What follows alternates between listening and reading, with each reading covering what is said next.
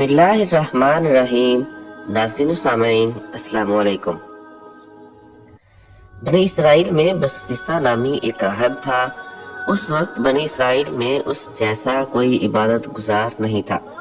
उसने एक इबादत खाना बनाया हुआ था और उसी में दिन रात इबादत में मसरूफ रहता था। उसे लोगों से कोई गर्ज नहीं थी, ना तो किसी से मिलता था और ना ही किसी के पास आता जाता था। बसीसा अपने कमरे से बाहर निकलता ही नहीं था। वो ऐसा ही इबादत गुजार था कि अपना वक्त हरगिज़ ज़ाया नहीं करता था। शैतान ने देखा कि जब कभी दिन में वो कुछ वक्त के लिए उठ जाता है तो कभी कभी अपनी खिड़की से बाहर जाकर देख लेता है। उधर कोई आबादी नहीं थी। बसीसा के इबादत खाने के इर्द गिर्द खेत और बाग थे। जब शैतान ने देखा कि वो दिन में 1 या 2 मरतबा खिड़की से देखता है तो उस मरदूद ने इंसानी शक्ल में आकर खिड़की के सामने नमाज की शक्ल सूरत बना ली। चुनाचे जब बसीसा ने खिड़की में से बाहर झांका तो एक आदमी को क़याम की हालत में खड़े देखा।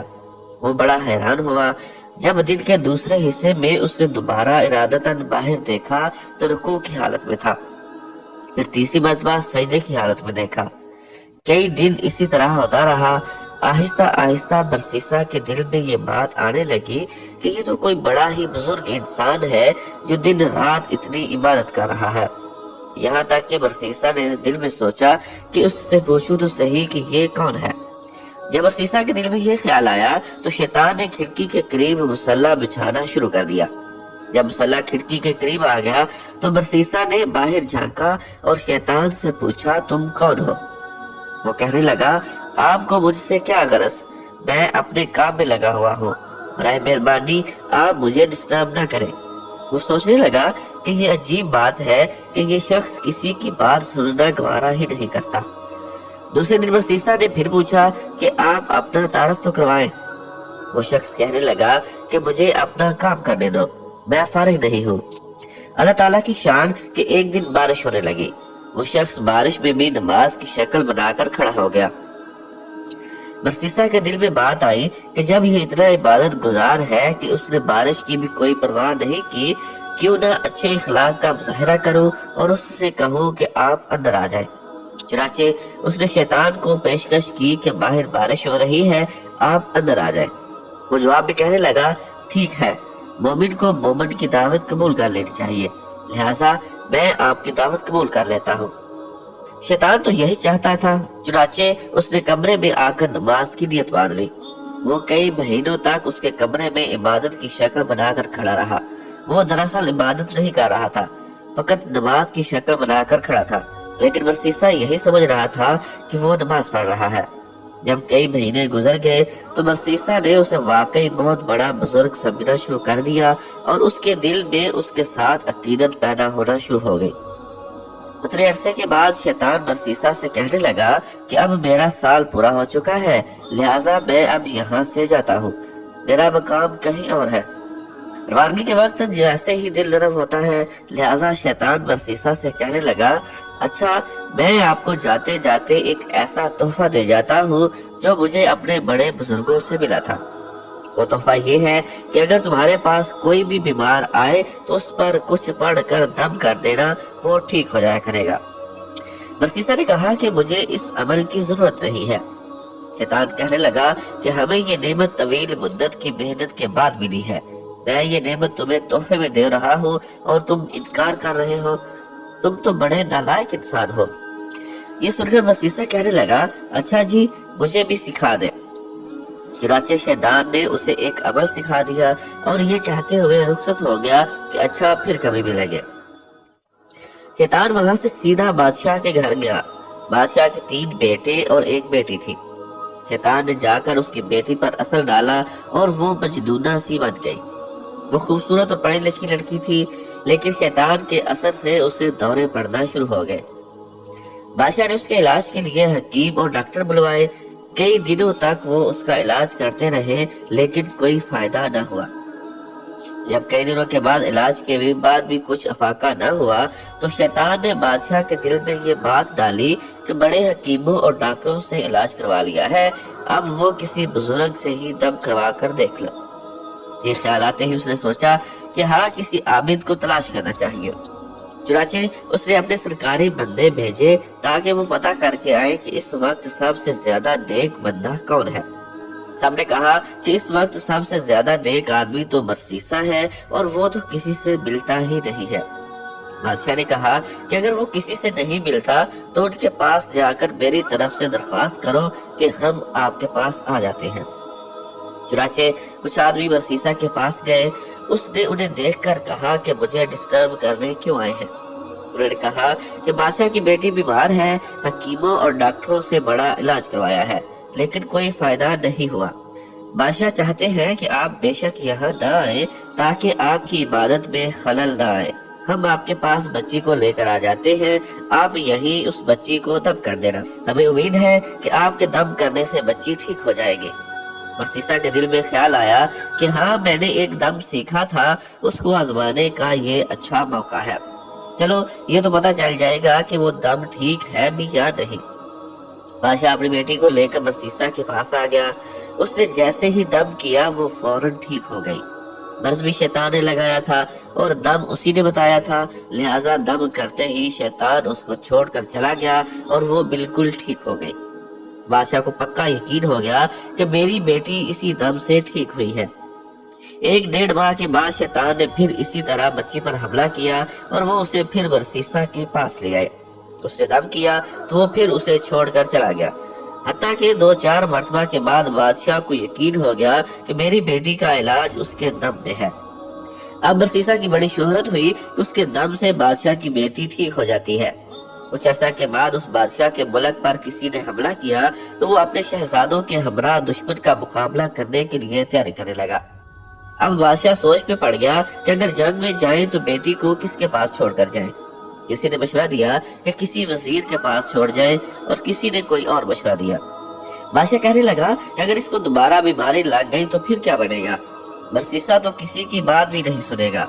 چنانچہ بادشاہ نے کہا کہ میں خود برسیسا کے پاس اپنی بیٹی چھوڑ جاتا ہوں۔ چنانچہ بادشاہ اپنے تینوں بیٹوں اور بیٹی کو لے کر برسیسا کے پاس پہنچ گیا اور کہنے لگا کہ ہم جنگ پر جا رہے ہیں، زندگی اور موت کا پتہ نہیں ہے۔ مجھے اس وقت سب سے زیادہ اعتماد آپ پر ہی ہے اور میری بیٹی کا علاج بھی آپ ہی کے پاس ہے، لہٰذا میں چاہتا ہوں کہ یہ بچی آپ ہی کے پاس ٹھہر جائے۔ برسیسا کہنے لگا توبہ توبہ، میں یہ کام نہیں کر سکتا ہوں کہ اکیلی میرے پاس ٹھہرے۔ بادشاہ نے کہا کہ نہیں، ایسی کوئی بات نہیں ہے، بس آپ اجازت دے دیں، میں اس کے رہنے کے لیے آپ کے سامنے ایک گھر بنوا دیتا ہوں تو یہ اسی گھر میں ٹھہرے گی۔ برسیسا نے یہ سن کر کہا چلو ٹھیک ہے۔ جب اس نے اجازت دے دی تو بادشاہ نے اس کے عبادت خانے کے سامنے ایک گھر بنوا دیا اور بچی کو وہاں چھوڑ کر جنگ پر روانہ ہو گیا۔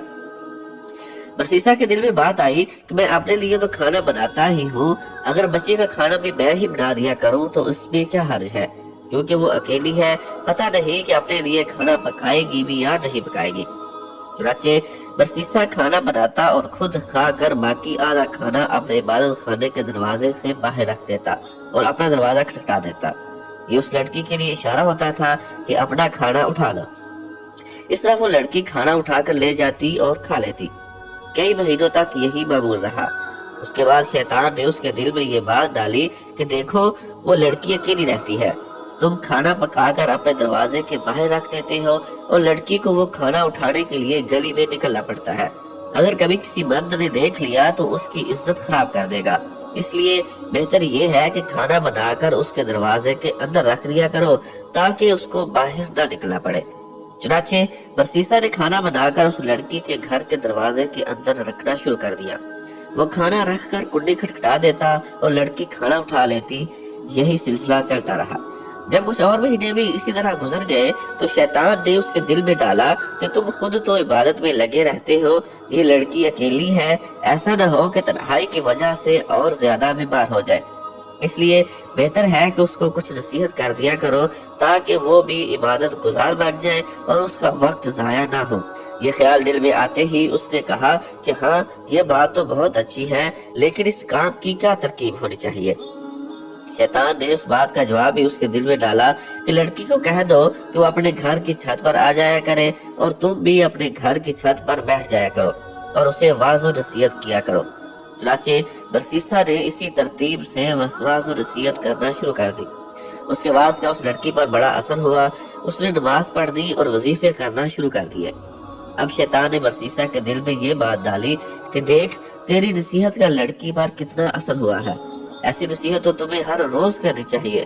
चुनाचे बरसीसा ने रोजाना नसीहत करना शुरू कर दी। इसी तरह करते करते जब कुछ वक्त गुजर गया तो शैतान ने फिर बरसीसा के दिल में ये बात डाली कि तुम अपने घर की छत पर बैठे हो और लड़की अपने घर की छत पर बैठती है। रास्ते में से गुजरने वाले क्या बातें सोचेंगे कि ये कौन लोग बातें कर रहे हैं। इस तरह तो बहुत ही गलत तासुर पैदा हो जाएगा। इसलिए बेहतर ये है कि तुम छत पर बैठकर ऊंची आवाज से बात करने की वजह से तुम लड़की के घर के दरवाजे से बाहर खड़े होकर तकरीर करो और वो दरवाजे के अंदर खड़ी होकर सुन ले। पर्दा तो होगा ही सही। चुनाचे अब इस तरतीब से वाज़ और नसीहत शुरू हो गई। कुछ अर्सा तक इसी तरह महमूद रहा। उसके बाद शैतान ने फिर बरसीसा के दिल में ख्याल डाला कि तुम बाहर खड़े होकर तकरीर करते हो, देखने वाले क्या कहेंगे कि ये शख्स पागलों की तरह ऐसे ही बातें कर रहा है। इसलिए अगर तकरीर करनी है तो चलो कवाड़ के अंदर खड़े होकर कर लिया करो, लड़की दूर होकर सुन लिया करेगी। चुनाचे अब बरसीसा ने दरवाजे के अंदर खड़े होकर तकरीर करना शुरू कर दी। जब उसने अंदर खड़े होकर तकरीर करना शुरू कर दी तो लड़की ने उसको बताया कि इतनी नमाजें पढ़ती हूँ और इतनी इबादत करती हूँ। ये सुनकर उसे बड़ी खुशी हुई कि मेरी बातों का लड़की पर बड़ा असर हो रहा है। अब मैं अकेला ही इबादत नहीं कर रहा होता बल्कि ये भी इबादत कर रही होती है। कई दिन तक यही सिलसिला चलता रहा। भलाखिर शैतान ने लड़की के दिल में बरसीसा की मोहब्बत डाल दी और बरसीसा के दिल में लड़की की मोहब्बत डाल दी। चुनाचे लड़की ने कहा कि आप जो खड़े खड़े बयान करते हैं, मैं आपके लिए चारपाई डालता करूंगी। आप उस पर बैठकर बयान कर दिया करना और मैं दूर बैठकर सुन लिया करूंगी। बरसीसा ने कहा, बहुत अच्छा। लड़की ने दरवाजे के करीब चारपाई डाल दी। बरसीसा उस पर बैठकर नसीहत करता रहा और वो लड़की दूर बैठकर नसीहत सुनती रही। इस दौरान शैतान ने बरसीसा के दिल में लड़के के लिए बड़ी शफकत और हमदर्दी पैदा कर दी। कुछ दिन गुजरे, शैतान ने बरसीसा के दिल में बात डाली कि नसीहत तो लड़की को सुनानी होती है, तुम्हें दूर बैठने की वजह से ऊंचा बोलना पड़ता है। गली से गुजरने वाले लोग भी सुनते हैं। कितना अच्छा हो कि ये चारपाई जरा आगे करके रख लिया करें और दोनों पस्त आवाज में गुफ्तगू कर लिया करें। चुनाचे बरसीसा की चारपाई लड़की की चारपाई के करीब तर हो गई और वाज़ और नसीहत का सिलसिला जारी रहा। कुछ अर्सा इसी तरह गुजरा तो शैतान ने लड़की को मज़य्यन करके बरसीसा के सामने पेश करना शुरू कर दिया और वो उस लड़की के हुस्न जमाल का गर्विदा होता गया। अब शैतान ने बरसीसा के दिल में जवानी के ख्यालात डालने शुरू कर दिए, हत्ता कि बरसीसा का दिल इबादत खाने से उचाट हो गया और उसका ज्यादातर वक्त लड़की से बातें करने में गुजर जाता। साल गुजर चुका था। एक दफा शहजादों ने आकर शहजादी की खबर गिरी की तो शहजादी को खुशो खुरम पाया और बरसीसा के गुण गाते देखा। शहजादों को लड़ाई के लिए दोबारा सफर पर जाना था, इसलिए वो मुतमईन होकर चले गए। अब शहजादों के जाने के बाद शैतान ने अपनी कोशिशें तेज तर कर दी। चुनाचे उसने बरसीसा के दिल में लड़की का इश्क पैदा कर दिया और लड़की के दिल में बरसीसा का इश्क पैदा कर दिया, हत्ता कि दोनों तरफ बराबर की सुलग रही थी। अब जिस वक्त बरसीसा नसीहत करता तो सारा वक्त उसकी निगाहें शहजादी के चेहरे पर जमी रहती। शैतान लड़की को नाजो अंदाज सिखाता और वो सरतापा नाज़नीन और रश्के कमर अपने अंदाज और अतवार से बरसीसा का दिल लुभाती, हत्ता कि बरसीसा ने अलग चारपाई पर बैठने की बजाय लड़की के साथ एक ही चारपाई पर बैठना शुरू कर दिया। अब बरसीसा की निगाह जब शहजादी के चेहरे पर पड़ी तो उसे सरापाए हुस्न जमाल और जाज़बे नजर पाया। चुनाचे बरसीसा अपने शहवानी जज्बात पर काबू न रख सका और उसने शहजादी की तरफ हाथ बढ़ाया। शहजादी ने हाथ बढ़ाकर उसकी हौसला अफजाई की, यहाँ तक कि बरसीसा ज़िना का मुर्तकिब हो गया। जब दोनों के दरमियान से हया की दीवार हट गई और ज़िना के मुर्तकिब हुए तो आपस में मियाँ बीवी की तरह रहने लगे। इस दौरान शहजादी हमला हो गई। बरसीसा को फिक्र लाहक हुई कि अगर किसी को पता चल गया तो क्या बनेगा, मगर शैतान ने उसके दिल में ख्याल डाला कि कोई फिक्र की बात नहीं, जब वज़ाए हमल होगा तो नौमलूद को जिंदा दरगोर कर देना और लड़की को समझा देना। वो अपना भी ऐब छुपाएगी और तुम्हारा भी ऐब छुपाएगी। इस ख्याल के आते ही डर और खौफ के तमाम हिजाब दूर हो गए और बरसीसा बेखौफ हवस परस्ती और नफस परस्ती पर मशगूल रहा। ایک وہ دن بھی آیا جب اس شہزادی نے بچے کو جنم دیا۔ جب بچے کو دودھ پلاتے بہت عرصہ گزر گیا تو شیطان نے برسیسا کے دل میں خیال ڈالا کہ اب تو 1.5 سال گزر گئے ہیں، بادشاہ اور دیگر لوگ بھی جنگ سے واپس آنے والے ہیں، شہزادی تو ان کو سارا ماجرا سنا دے گی، اس لیے تم اس کا بیٹا کسی بہانے سے قتل کر دو تاکہ گناہ کا ثبوت نہ رہے۔ چنانچہ ایک دفعہ شہزادی سوئی ہوئی تھی تو برسیسا نے اس بچے کو اٹھایا اور قتل کر کے گھر کے صحن میں دبا دیا۔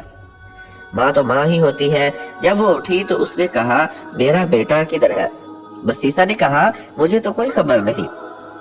ماں نے ادھر ادھر دیکھا تو بیٹے کا کہیں سراغ نہ ملا، چنانچہ وہ اس سے خفا ہونے لگی تو شیطان نے برسیسا کے دل میں بات ڈالی کہ دیکھو یہ ماں ہے، یہ اپنے بچے کو ہرگز نہیں بھولے گی، پہلے تو نہ معلوم بتاتی یا نہ بتاتی، اب تو یہ ضرور بتائے گی، لہٰذا اب ایک ہی علاج باقی ہے کہ لڑکی کو بھی قتل کر دو تاکہ نہ رہے گا بانس نہ بجے گی بانسری۔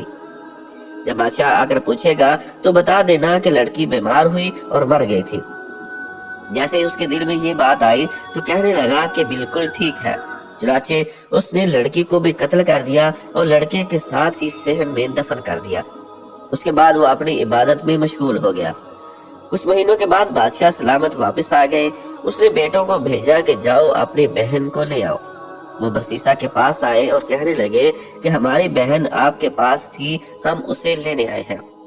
برسیسا ان کی باتیں سن کر رو پڑا اور کہنے لگا کہ آپ کی بہن بہت اچھی تھی، بڑی نیک تھی اور ایسے ایسے عبادت کرتی تھی، لیکن وہ اللہ کو پیاری ہو گئی، یہ صحن میں اس کی قبر ہے۔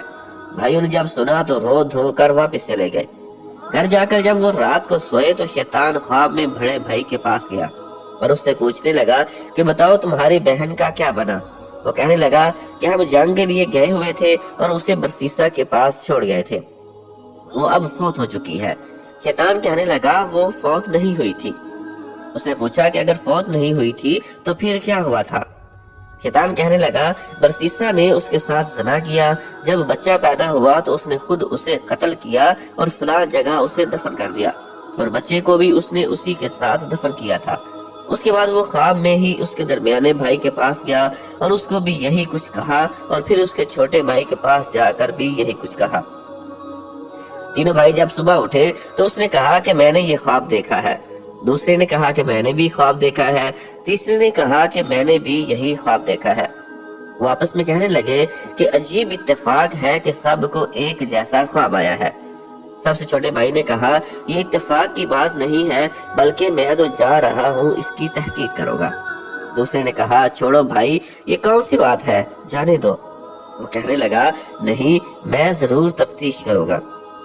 چنانچہ چھوٹا بھائی غصے میں آ کر چل پڑا، اسے دیکھ کر باقی بھائی بھی اس کے ساتھ ہو لیے۔ انہوں نے جب جا کر زمین کو کھودا تو انہیں اس میں بہن کی ہڈیاں بھی مل گئیں اور ساتھ ہی چھوٹے سے بچے کی ہڈیوں کا ڈھانچہ بھی مل گیا۔ ثبوت مل گیا تو اس نے برسیسا کو گرفتار کر لیا۔ جب قاضی کے پاس لے جایا گیا تو اس نے قاضی کے روبرو اپنے اس گھنونے اور مکروہ فعل کا اقرار کر لیا، اور قاضی نے برسیسا کو پھانسی دینے کا حکم دے دیا۔ جب برسیسا کو پھانسی کے تختے پر لایا گیا اور اس کے گلے میں پھندا کھینچنے کا وقت آیا تو پھندا کھینچنے کے عین 2-4 لمحے پہلے شیطان اس کے پاس وہی عبادت گزار شخص کی شکل میں آیا۔ وہ اس سے کہنے لگا کیا تم مجھے پہچانتے ہو کہ میں کون ہوں؟ برسیسا نے کہا ہاں، میں تمہیں پہچانتا ہوں، تم وہی عبادت گزار شخص ہو جس نے مجھے دم کرنا سکھایا تھا۔ شیطان نے کہا سنو، وہ دم بھی میں نے تم کو بتایا تھا، لڑکی کو بھی میں نے اپنا اثر ڈال کر بیمار کیا تھا، پھر اسے قتل بھی میں نے تجھ سے کروایا تھا، اور اگر اب تم بچنا چاہتے ہو تو میں ہی تمہیں بچا سکتا ہوں۔ برسیسا نے کہا اب تم مجھے کیسے بچا سکتے ہو؟ شیطان کہنے لگا تم میری ایک بات مان لو، میں تمہارا یہ کام کر دیتا ہوں۔ برسیسا نے پوچھا میں آپ کی کون سی بات مانوں؟ شیطان نے کہا بس یہ کہہ دو کہ خدا نہیں ہے۔ برسیسا کی حواس باختہ ہو چکے تھے۔ اس نے سوچا کہ چلو میں ایک دفعہ یہ کہہ دیتا ہوں، پھر پھانسی سے بچنے کے بعد دوبارہ اقرار کر لوں گا۔ چنانچہ اس نے کہہ دیا خدا موجود نہیں ہے۔